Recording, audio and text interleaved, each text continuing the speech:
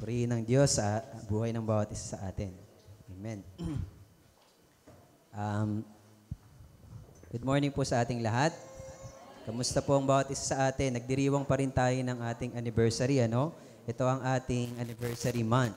So nagpapasalamat tayo sa Panginoon sapagkat binayaan niya tayo ng kalakasan, no? Nakailang DVBS na yung mga natin, teachers, nakatatlo na yata, no? 4, kasama yung sa Pasita. Sige po, buksan niyo po yung mga Biblia sa Lucas chapter 8 verse 14. At yung buong chapter 8, nandyan po yung mga pinag-aralan natin. Actually, nung buong month ng July ay patungkol na talaga sa church planting. Etong August ay pinagpapatuloy natin yung teksto mula sa Lucas chapter 8, yung 4 na uri ng puso na pinagtataniman ng salita ng Panginoon. Ang atin pong tema ngayong Agosto ay ganun pa rin, yung pagtatanim at tag-ani sa kaharian ng Diyos. Ngayong umaga, pag-usapan natin yung lupang madamo ay ang pusong makamundo.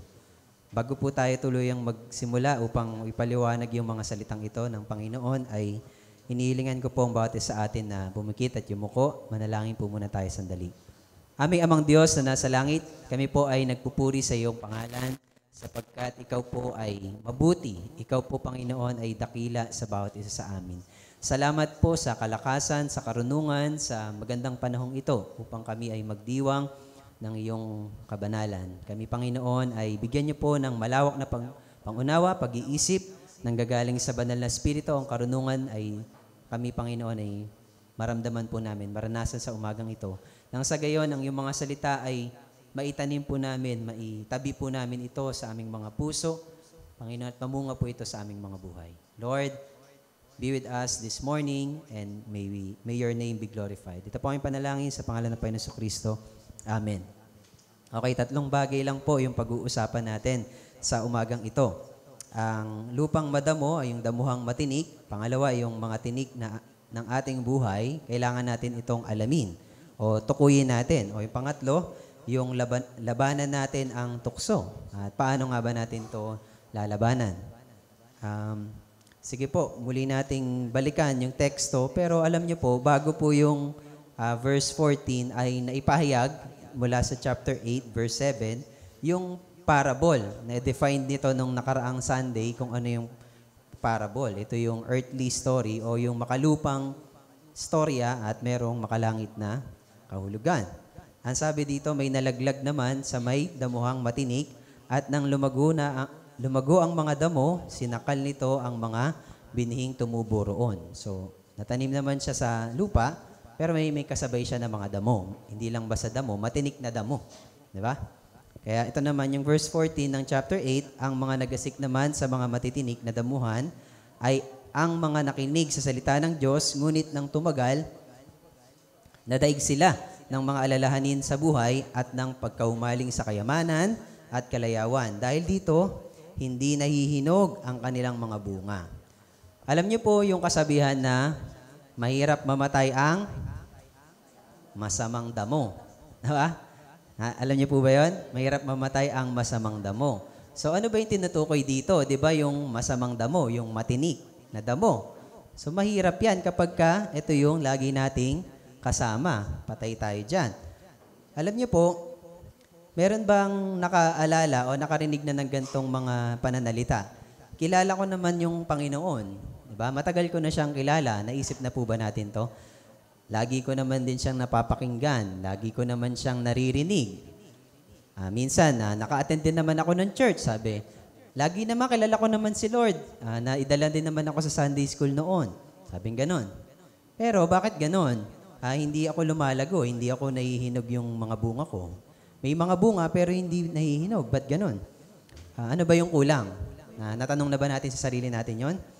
Dati naman tayong mainit sa Panginoon. Meron namang nakakilala na sa Panginoon noon. Dati pa. Matagal na ako nakakilala kay Lord. Pero ngayon ay nanlalamig na tayo. Ano yung dahilan? So naisip na ba natin, ano yung dahilan kung bakit hindi ako nagpapatuloy sa Panginoon, sa presensya niya, sa paglilingkod? Ang tanong din sa ating isipan marahil ay, meron pa ba tayong pag-asa? Pwede pa ba tayong makabalik? Ang tanong. Diba sa mga na-experience natin, dati, masipag sa Panginoon, mainit sa Panginoon, nalamig. Pwede pa bang makabalik? Yun ang tanong. Ba, meron pa ba tayong pag-asa?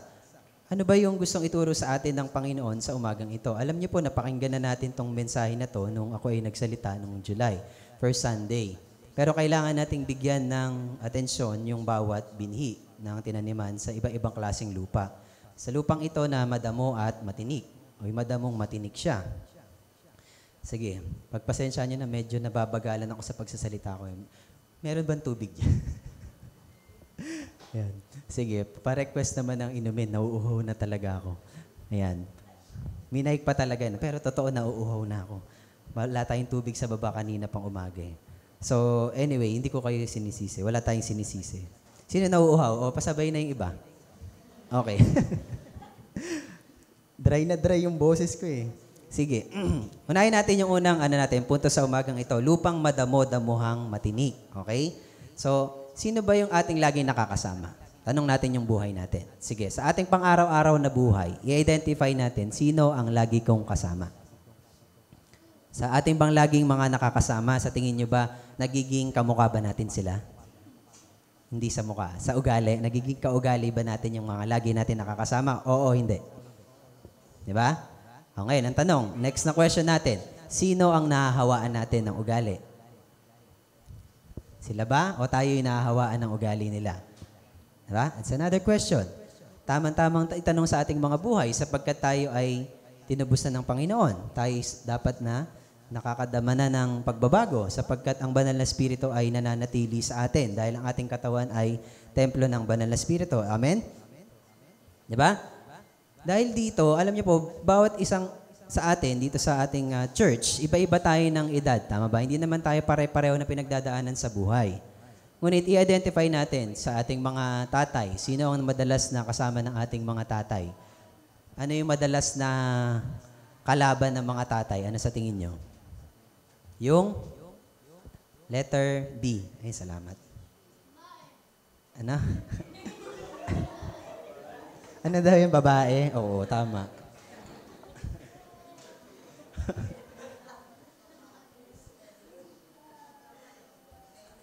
Tama siya. Sa mga tatay, no? Minsan, yung babae, yan, tukso yan. Bisyo, tama? May mga bisyo. Diba? Identify natin sa umagang ito, ay yung damuhang maitanik na to. Kasi may mga matinik na mga tao na lagi natin nakakasama na delikado. Kasi sa ating pagtubo, paglago bilang isang Kristiyano, bilang anak ng Diyos, kasabay itong mga taong ito. Delikado sila.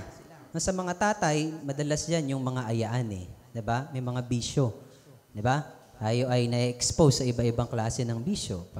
Yun nga, babae, alak, diba? Pag-inom, paninigarilyo.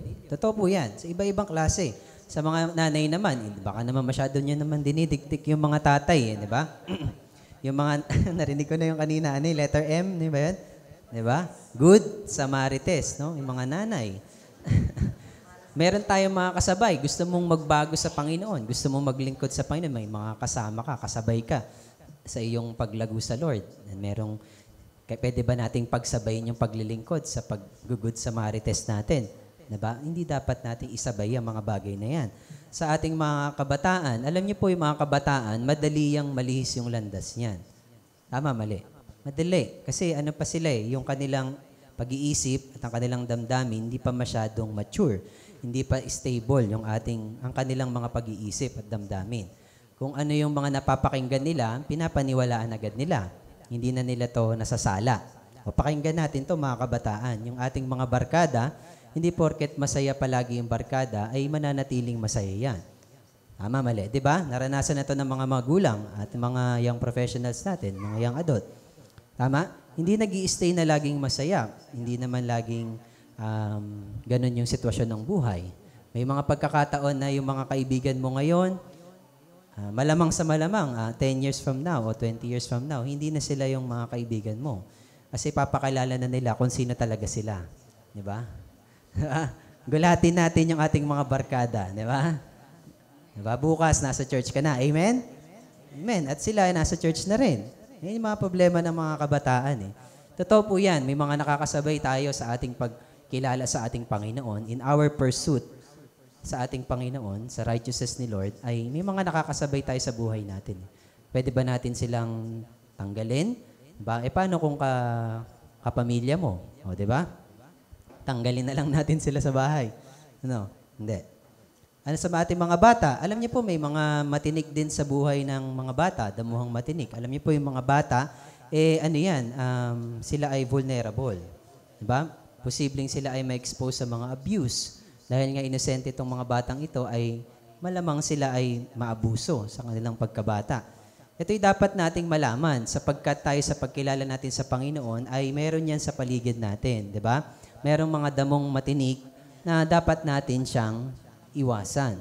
Kasi kung hindi, ay itong mga bagay na ito ang sisira sa atin. Mamaya, papaliwanag pa natin yung ibang mga tinukoy dito sa verse 14. Isang verse ito pero napaka dami o mabungay yung kanyang kahulugan. Iwasan natin yung mga bagay na ito kasi itong mga bagay na ito maglalayo sa ating sa Panginoon. Ano nga ba yung mga dahilan kung bakit tayo naghahanap? Kasi kaya natin to ine-explore sa ating mga buhay, kaya natin to, tuwang-tawa tayo dito kasi meron tayong hinahanap na kakulangan sa ating mga buhay, di ba? Kaya yung sa mga nakakasama natin sa buhay, sila yung malamang ay pinapatch natin sa ating mga puso. Naakala natin sila yung magpo-fulfill, sila yung magbubuo. O tingnan nyo nga yung katabi nyo, wasak ba siya? Di ba? Akala natin, pangiti-ngiti yung mga katabi natin, pero marami siyang iniinda sa kanyang puso. Amen? Marami iniinda yan. Maraming mga hinahanap din yan sa buhay. So, ano ba yung dahilan? Bakit tayo na-expose sa mga taong ito, sa mga damong matinik? Kasi may hinahanap tayo eh. Ito hinahanap natin na ito ay kailanman hindi natin mahahanap sa kanila. Amen? Hindi yan. Kapatid, alam mo kung ikaw ay expose sa mga nabanggit natin kanina, hindi sila ang magpapasaya sa iyo, lubusan. Totoo po yan. Dako tayo sa ating pangalawang punto. Yung mga tinik ng ating buhay, tukuyin natin ano-ano yung mga tinik na ito ng ating mga buhay o yung damong matinik na to ay dapat alisin natin. Nabanggit sa mga talata na ito, sa talatang 14, na 3 bagay. Ang sabi dito, yung alalahanin sa buhay. Kung bakit hindi tumubo o nahinog yung bunga ng taong kumilala at tumanggap sa Panginoon, ay meron siya mga alalahanin sa buhay. Pangalawa, pagkahumaling sa kayamanan. Pagkaumaling sa kayamanan. Pangatlo, kalayawan. Sige, isa-isahin natin itong mga bagay na ito. Alalahanin sa buhay. Sino dito ang mga walang alalahanin sa buhay? Taas ang kamay. O, di ba? Paano yun? Lahat naman pala tayo may alalahanin sa buhay. Kaya naman pala tayo hindi nahihinog yung mga bunga natin. Meron tayong alalahanin. Di ba? O, ibig sabihin tayong lahat ay meron talagang alalahanin sa buhay. Pero ang sinasabi dito, sa mga alalahanin natin ay nawawala yung ating pananampalataya sa Panginoon. Sa ating mga alalahanin sa buhay ay parang nilalagay natin sa ating mga kamay yung mga bagay na solusyon sa ating mga inaalala. Halimbawa, sa ating mga pananalapi, di ba? Malamang ay pagka tayo ay nagigipit na, gumagawa tayo ng mga diskarte natin. Kung minsan sa ating mga diskarte ay minsan hindi rin siya talagang kalugod-lugod sa Panginoon. May pinapasok tayo ng mga bagay na hindi naman talaga kalugod-lugod sa Kanya. Hindi na natin isa-isahin yung mga bagay na yan. Diba? Sa natin alalahanin sa pera, hindi na tayo makapag-isip ng maayos. Diba? Kung saan-saan na yung mga pinapasok natin. Naalala din natin yung kalusugan. Alam mo, sobrang focus natin sa ating health. Nag-aalala tayo sa ating kalusugan. O diba? Yung COVID-19, nagtago na lang tayong lahat. Wala na tayong gagawin sa mundo. Kaya ba nating mabuhay yun? Diba? Hindi. Namumuhay tayo sa ating takot sa ating kalusugan. Yung ating mga relasyon sa ating buhay, alalahanin din natin ito di ba? Kumukonsumo ito ng oras, panahon, ng ating lakas sa ating pag-iisip, yung ating mga relasyon. Alam niyo kung bakit? Kasi mayroon sa ating mga relasyon sa ating buhay, hirap tayong magpatawad. Tama? Hirapan tayong magpatawad. Isa sa pinakamahirap gawin ito, yung pagpapatawad. Maraming mga tao nakagawa sa atin ng hindi maganda, nahihirapan tayong mag-forgive. Tama, mali. Alalahanin yan sa buhay, di ba? Alalahanin yan. Paano pag pumunta siya dito? Subukan lang niya magpunta dito. Di ba? O di ka, minsan, aggressive. Ako na mismo pupunta sa kanya. Di ba? Nahihirapan tayo, no? Talagang bumilang na ng Diba? Yung araw lang, naging linggo, naging buwan, naging taon, no? Isang dekada na. Sino dito merong dalahin dyan sa kanyang puso? Bigat na sa relasyon natin, sa kung sino. Sa kamag-anak ba yan o sa kung sino? Itong alalahanin sa buhay na to, kapag ka ito ang naging sentro ng ating buhay, ay malabo tayong makatanggap ng bunga na pagkahinog sa Panginoon. Mahirap. Mahirap mga kapatid kapag ka ito ang itinutuon natin sa ating mga damdamin at mga kaisipan. Malabo tayong lumago. Pangalawa, yung pagkahumaling sa kayamanan.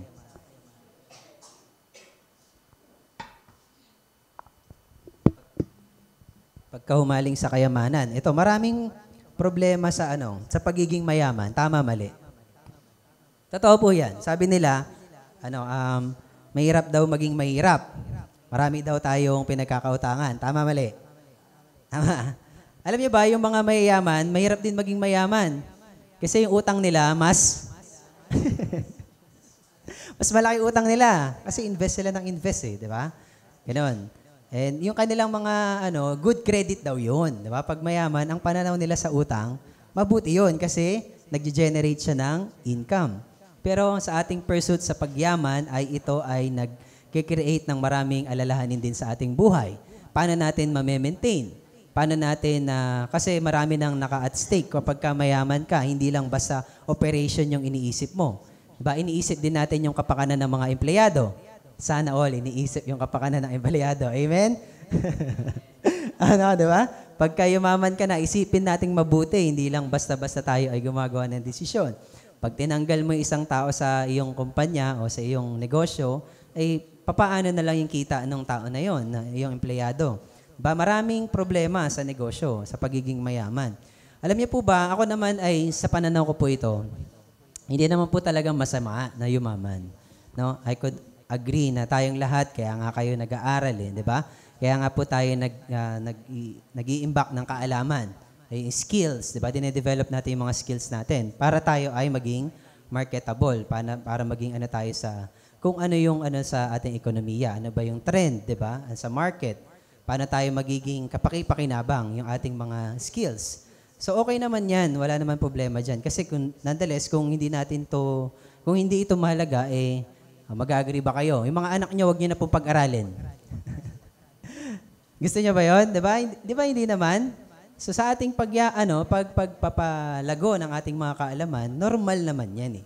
Di ba? Sa ating pag-aaral, sa pag-aaral ba natin ay hindi ba natatapos yung pag-aaral sa para kumuha ng degree? Yes or no? Natatapos, di ba?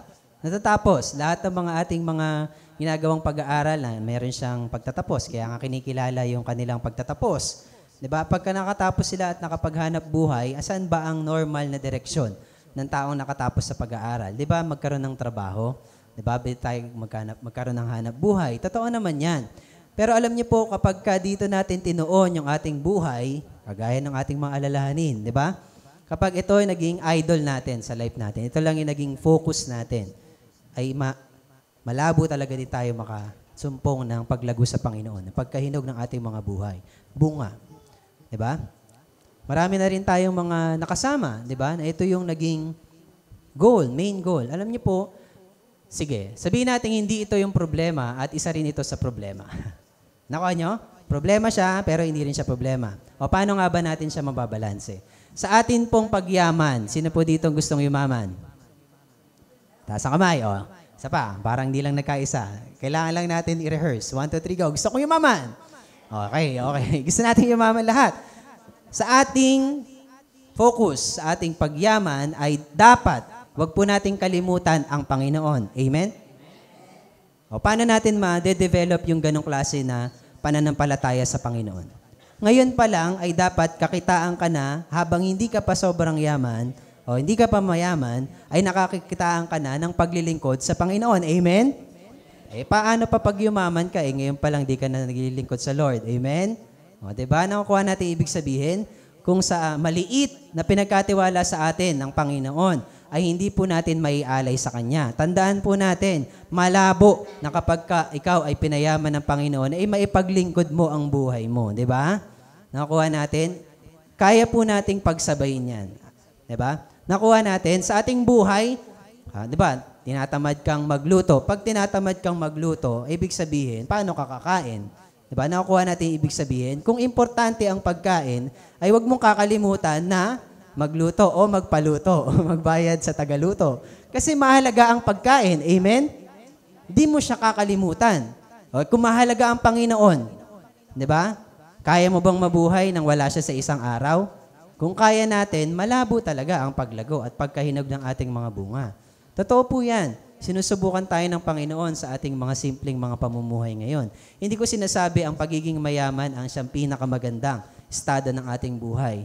Even sa estado ng ating mga buhay ngayon, ay kaya na nating maging kalugod-lugod sa Panginoon. Amen? Totoo po yan. Pangatlo at panguli sa mga tinik ng ating buhay na dapat nating tukuyin. Yung mga pleasures of this world.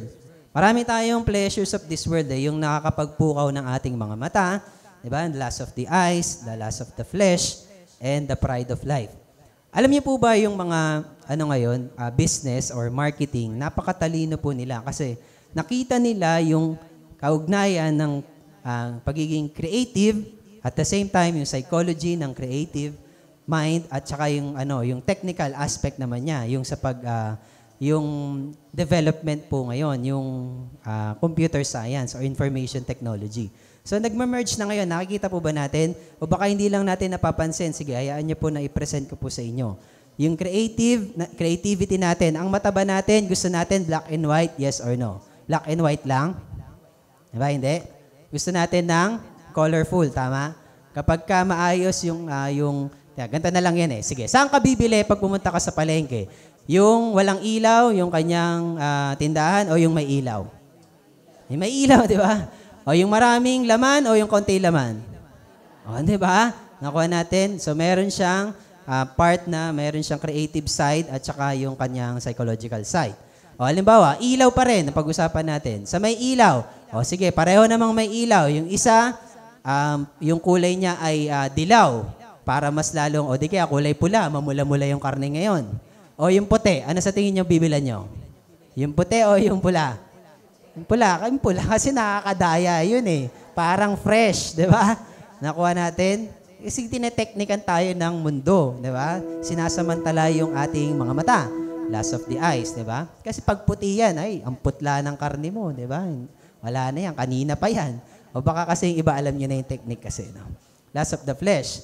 Di ba? Kapag ka tayo ay nakita natin, kapag ka ideal sa ating mata, anong gagawin natin? Add to cart. Ayan. Add to cart na yan. Nakuha natin? Alam niyo ba yung mga pagpapanood-nood nyo ng mga, wala ng television kasi ngayon no? Sa ating mga social media, problema ito, kasi sa ating pagkaumaling sa mundong ito, ay automatic yan, di ba? Yung mga bulsa nyo, konektado na yan, di ba? Sa bulsa ng mga mayayaman. Di pa ba kayo umaamin? Hindi niyo pa ba napapansin, di ba? Ang mga mayayaman, lalong yayaman. Di ba? Yung mga mahihirap, lalo talagang maghihirap. Kasi yung kanilang mga technique ay talagang connected doon.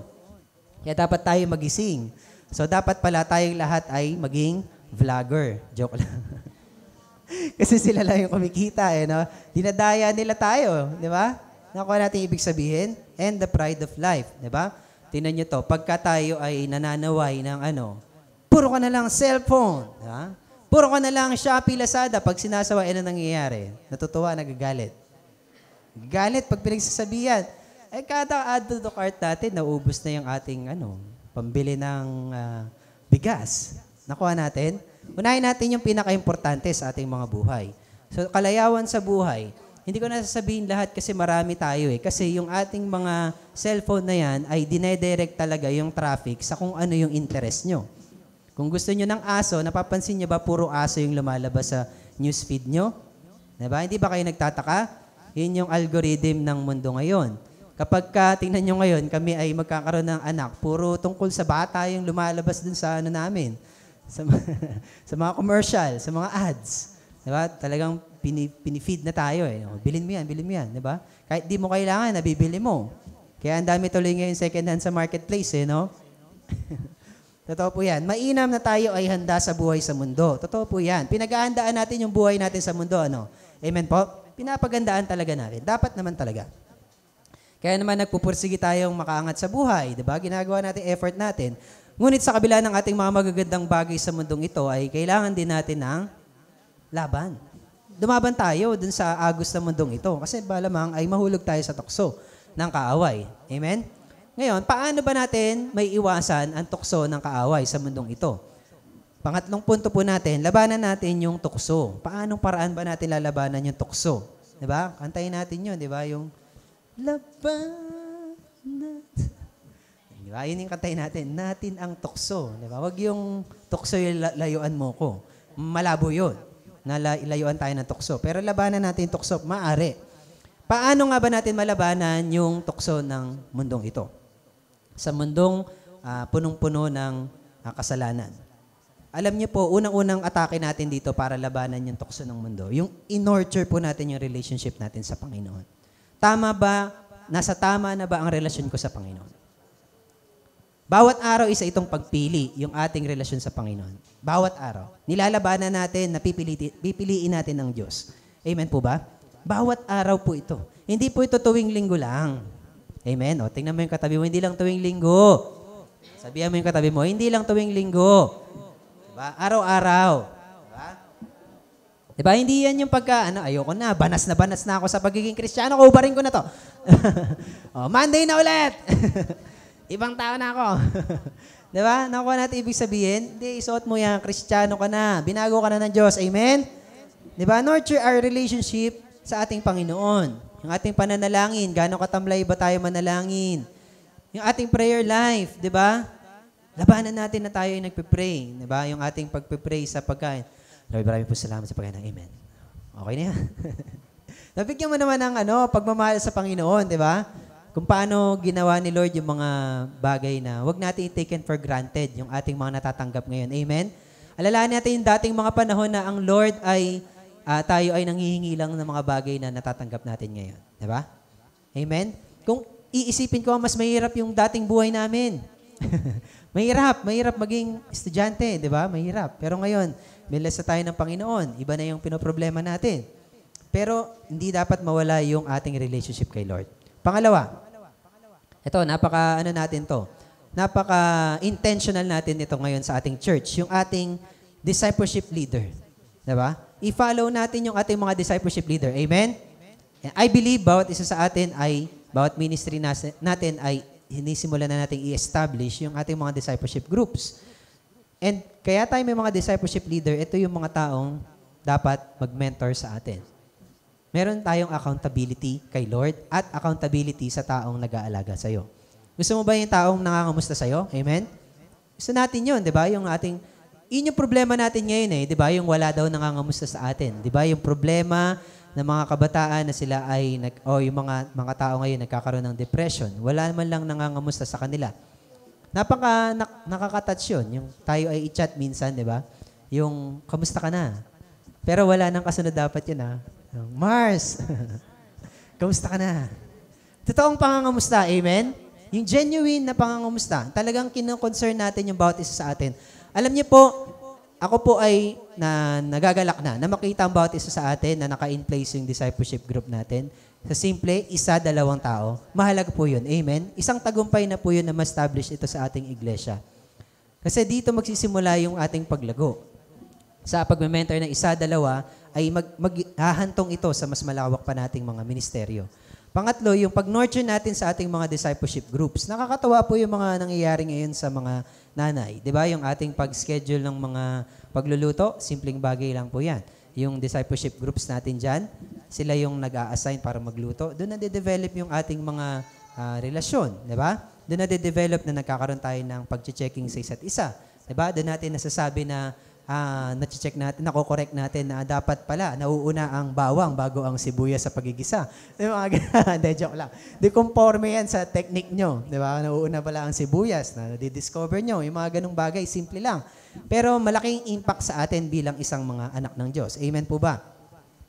Nurture our discipleship group. Naalala ko, dito kasi nababanggit dito sa ating talata na dahil dito, hindi naihinog ang kanilang mga bunga. Kung iisipin po natin ng isang tao, halimbawa, kung meron kayo naiisip na isang Kristiyano na matagal naman na siya nakakakilala sa Panginoon, pero bakit ganon? Meron naman siyang bunga pero hindi naihinog. Di ba? Meron na ba kayong naisip, naalala? Di ba? Bakit siya hindi naihinog? Kasi marami siyang mga bagay na pinagkakaabalahan. Marahil siya ay nag-aalala, marahil siya ay busy sa pagpapayaman, marahil siya ay busy sa kalayawan ng mundo. Pero alam niyo po, sa mga bagay na to, bakit ko sinabi na yung sa ating paglaban sa tukso ay importante yung ating mga discipleship leader at discipleship group?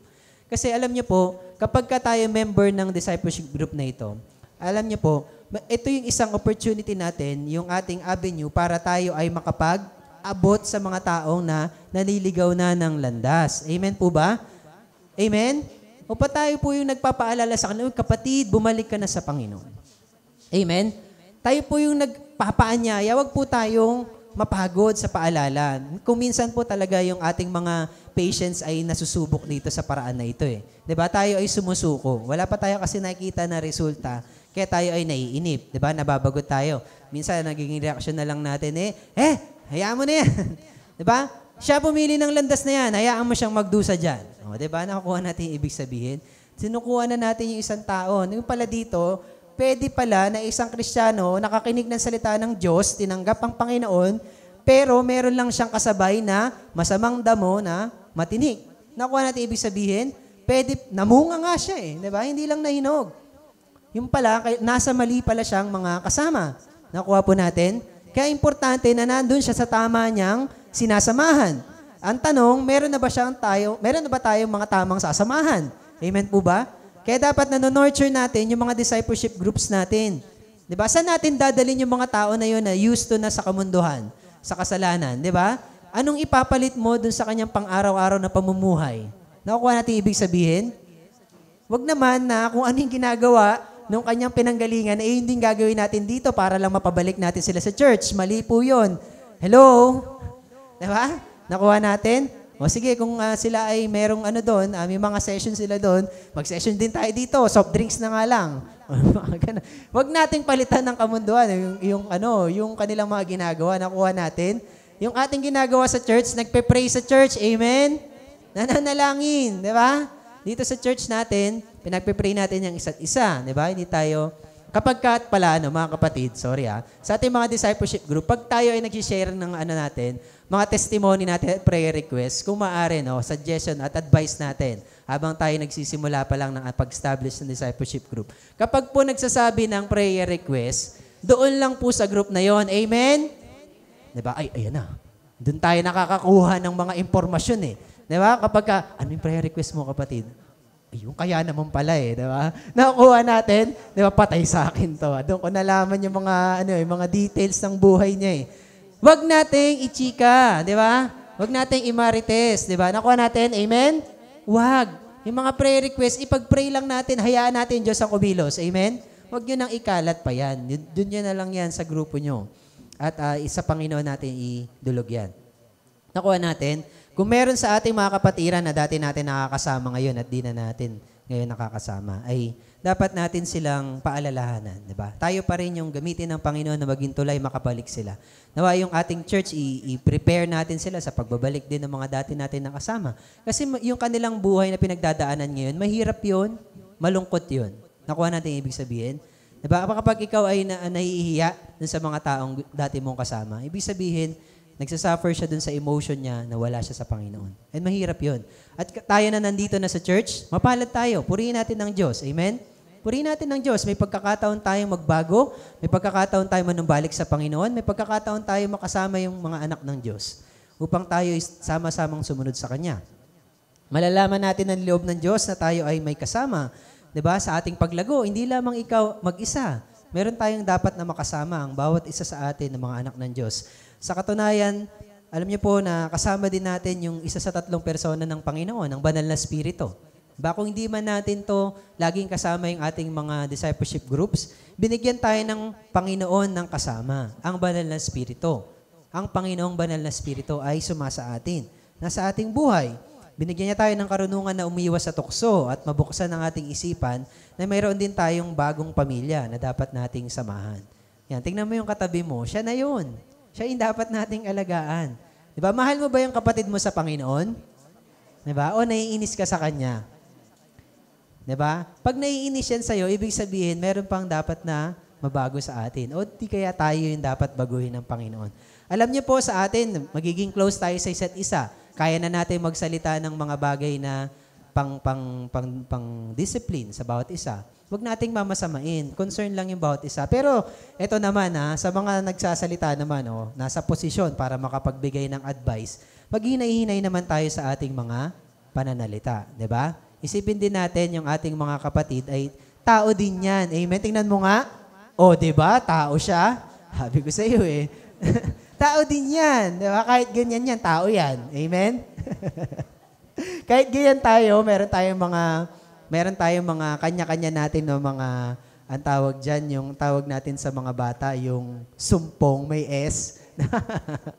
May kanya-kanya tayo mga S Hindi lang natin alam kung kailan matitrigger. Mabibigla lang tayo minsan. O baka alam nyo na kung ano yung S ng bawat isa. Maganda yan para maiwasan natin at makorek. Diba? Yung sa mga kabataan, sa umpisa, madaming S yan Pero mababawasan na rin. Yung iba, dumadami lalo. Dapat hindi dumadami, nababawasan. Amen? Unti-unti tayong binabago kasi ng Panginoon So para umiwas sa tukso, binibigyan tayo ng karunungan ng banal na Espiritu. Okay, dito na po ako magtatapos. Maiksi lang yung mensahe natin ngayong umaga. No? Lahat po tayo may pag-asa tayo magbalik sa Panginoon. Amen? May pag-asa tayong lahat. Nawa itong church natin ay maging isang safe na place para manumbalik yung mga dati natin nakasama. Amen po ba? Kasi sila yung tinutukoy ng teksto na ito. Meron silang pinagdadaanan na meron silang sa paglago nila sa Panginoon ay pagbunga nila na hindi nahinog, meron kasing mga kasamang damo. Ba, anong kailangan nila? Alisin sila sa environment, mga bagay na yon. At dito natin sila ilapit sa environment na sila ay lalago. Amen po ba? Sa isang lupa na sila ay lalago, namumunga, nahihinog sila. Amen po. Tanungin din natin yung sarili natin na kung tayo ba'y totoong tumanggap na sa Panginoon. Marahil yung mga nandito din naman. Paano po yun? Nandito na ako sa church, pero nakikita ko pa rin yung sarili ko na hindi pa rin talaga ako lumalago. Hindi pa rin talaga ako nahihinog yung mga bunga ko. Tanungin mo yung sarili mo kasi kung totoo na tayo ay tumanggap sa Panginoon, totoo yung pagkakilala natin sa Kanya, ay mamumunga at mamumunga po tayo. At maiiwasan natin yung mga bagay na tinik ng buhay na ito, na tinutukoy sa mga alalahanin sa buhay, magkaumaling sa kayamanan at kalayawan. Alam niyo po, bilang pagkukas natin, nais ng Diyos na tayo ay malayo sa mga matitinik na damo at tayo tuluyang mabihag ng Kanyang pag-ibig. Na ito ang nais ng Diyos sa atin. Mabihag tayo ng pag-ibig niya. Sige po, tayo po ay yumuko at tayo po ay manalangin. Aming Amang Diyos sa nasa langit, nagpapasalamat po kami sa umagang ito sapagkat kami po ay nakapakinig ng iyong mga salita. Salamat po sapagkat marami pala sa aming mga kapatiran ay nakarinig naman ng iyong mga salita pero nasa sitwasyon sila na meron silang mga madamo na matinig, agad na ito yung pumipigil sa kanila, sumasakal sa kanilang paglago kung bakit pala sila hindi, Panginoon, na nagmamature sa pananampalataya. Lord, we pray na ang bawat isa po sa amin ay gamitin mong instrumento. Yung mga discipleship groups namin, Panginoon, na unti-unti mong ini-establish sa bawat ministry. We pray na ito po, Panginoon, ay maging isang lugar, grupo na kung saan ay mapapalitan yung mga dati namin ng mga bagay na ginagawa sa mundong ito at kami tuluyang mapalapit po sa inyo. At mabihag po kami ng iyong pag-ibig at kami ay mailipat sa isang lupa, Panginoon, na mataba. Ang aming puso, Panginoon, ay matanggal ang mga matitinig na damon ito upang ikaw, ang iyong mga salita, Panginoon, ay mamunga at mahinog sa aming mga buhay. Lord, we pray na sa ating aming mga kapatid na nawala na, Panginoon, we pray na i-bless mo po sila, na ang landas nila, Panginoon, ay makabalik po muli sila sa inyo. At sa mga kapatiran po namin na narito, na nag-struggle sa kanilang spiritual life at pagkakailala po sa inyo, we pray na katagpuin mo rin po ang kanilang mga buhay. Hallelujah, Lord God. Pinupuri ka namin at pinapasalamatan sa umagang ito. Ito po aming panalangin sa pangalan ni Kristo Jesus. Amen. Tayo pong lahat ay magsitayo. Awitan natin ng Diyos at papurihan natin